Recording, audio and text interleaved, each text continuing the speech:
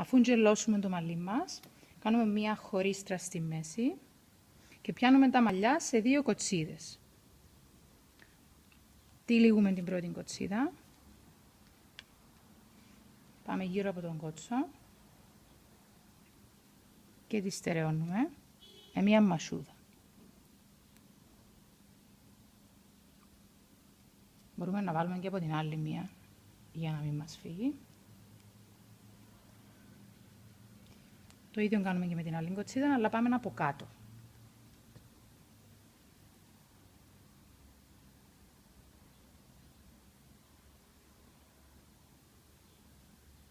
Στερεώνουμε με τη μασούδα.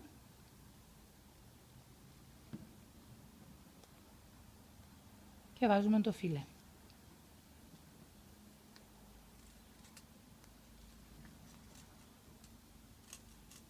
Το σφίγγουμε αρκετά για να τεντωθεί και το περίσσευμα το τυλίγουμε από κάτω. Αφαιρούμε τις μασούδες που βάλαμε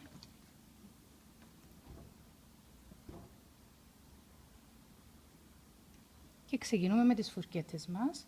Πρώτα βάζουμε μια μεγάλη φουρκέτα στο πλάι και μετά βάζουμε πιο κοντές από πάνω.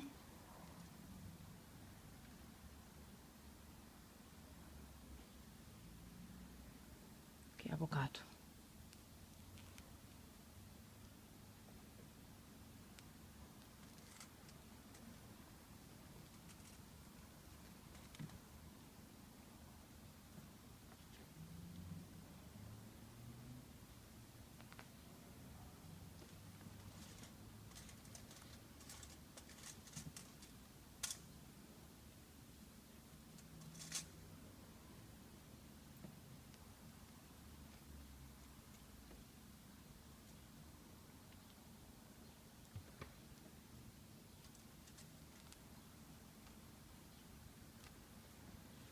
Αυτό είναι το λουκάνικο μας, το οποίο είναι στο ίδιο ύψος με τον κότσο που είχαμε κάνει τον κλασικό, ακριβώς στο ίδιο ύψος. Θα το στολίσουμε με φιονκάκια στην άκρια, ροζ ή μοβ